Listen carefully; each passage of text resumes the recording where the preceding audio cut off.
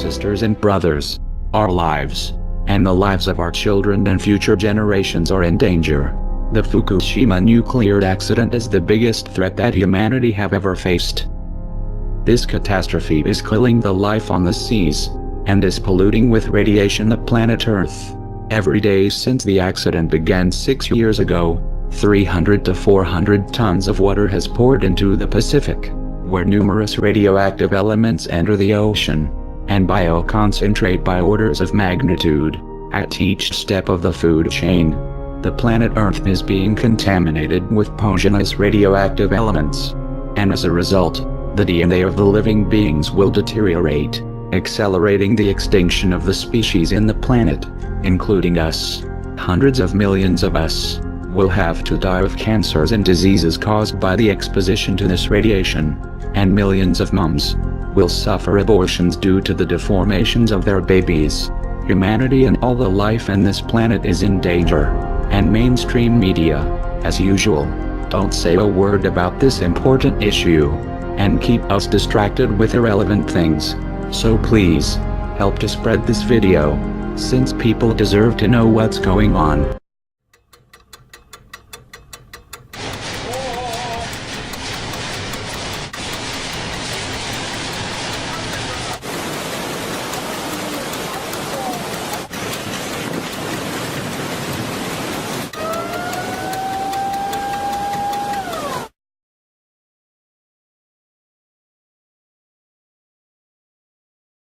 We were told 3 partial meltdowns, don't worry about it. Now we know it was 100% core melt in all 3 reactors.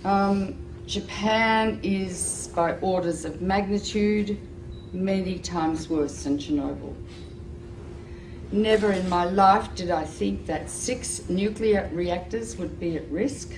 Well, TEPCO is like the little Dutch boy. All of a sudden we have cracks in the dike, you put a finger here, you put a finger there, and all of a sudden new leaks start to occur, and they're overwhelmed. Literally making it up as they go along. We're in totally uncharted territories. You get any nuclear engineering book, look at the last chapter, and this scenario is not contained in the last chapter of any nuclear engineering textbook on the planet Earth. So they're making it up as they go along, and we are the guinea pigs for this science experiment that's taking place. All radiation is damaging. It's cumulative. Each dose you get adds to your risk of getting cancer.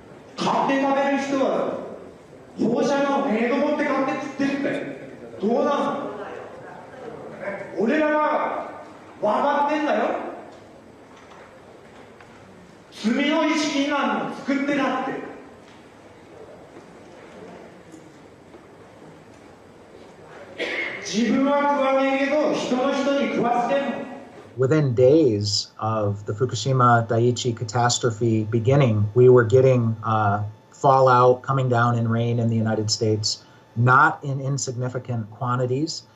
And also, of course, the seafood, not only does the ocean's currents bring the radioactivity this way, but also the sea life itself, the bluefin tuna, migrated from Japan to North America and carried the radioactive cesium in its flesh over here. Wow, not a good time to be eating tuna. The food chain remains contaminated for hundreds or thousands of years, and we'll start seeing lung cancer and leukemia, I think 2 to 5 years from now. And then solid cancers will start appearing 15 to 60, 70 years later. So the ace up the sleeve of the nuclear industry is the incubation time for cancer. It takes a long time for cancers to develop once you have inhaled or been exposed to these radioactive elements. And no cancer identifies its origin. And so there is already a level of cancer in society, but it's going to increase dramatically. The problem is not really under control. It will not be under control for, it's estimated, between 40 and 100 years from now. There's no way to clean it up. They say 40 years, but they can't clean it up. They can't. And the site's still unstable and vulnerable to natural disasters. If there is another earthquake, a serious one, 6, 7, 8 or 9 magnitude, that would rattle all these 1,060 tanks. It would rattle the damaged cores, spent fuel, whose structures have already weakened. Yes. That's a potential very, very serious threat. Approximately 300 tons of water, was filtering through the site until early this month, becoming laced with radioactive materials and then seeping into the sea. Another factor is the ever-increasing amount of water accumulating inside damaged infrastructure. Once it makes its way into reactor buildings, it mixes with radioactive isotopes. For months, TEPCO workers have been pumping up 400 tons of water every day and storing it in tanks on site. There's 1,060 tanks, stainless steel water tanks, that are holding the water which they keep pumping into the damaged reactors and the spent fuel storage pools. From the air, the scale of the problems at Fukushima become clear. The growing mass of storage tanks now dwarfs the plant itself.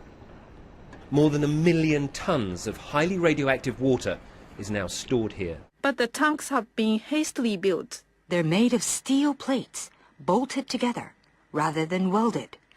Last week, workers detected a major leak in one of those tanks. About 300 tons of water escaped, releasing several quadrillion becquerels of radioactive particles. Experts have often pointed out how vulnerable they are to damage. The tanks, though, have been put together very quickly. There's no guarantee they'll last. Their seals are made of rubber, and the joints and bolts are corroding, and they may last not more than 5 years. So the tank farm has grown dramatically, and it's on the hill. Of course, the problem is, because it's on the hill, the water flows down, and if there's an earthquake, all of these pipes are held together with plastic piping, not much different than what you've got on a swimming pool. So the plastic pipe will snap, and that water will just run right down that roadway directly into the ocean. The contamination has been leaking into the water? Very likely since the explosions and the meltdown at Fukushima Daiichi in March of 2011. Wow, that is quite a long time.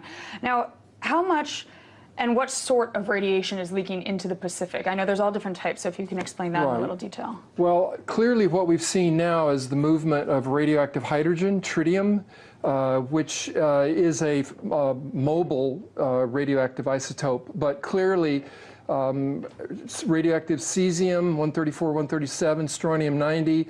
We're seeing a full range of radioactive contaminants now moving, which indicate that the damaged cores of these reactors, the meltdowns themselves, are now contributing to the contamination of the Pacific Ocean and groundwater that's moving at about a rate of 300 to 400 metric tons per day. So that radiation has been leaking into the water and polluting the fish continuously for the last 2 years. Radioactive iodine-129, its half-life is 17 million years, plus strontium, plus cesium, plus tritium, and I could go on and on and on. If it gets into the sea, the algae concentrated hundreds of times, then the crustaceans concentrated hundreds of times, then the little fish, then the big fish, then us.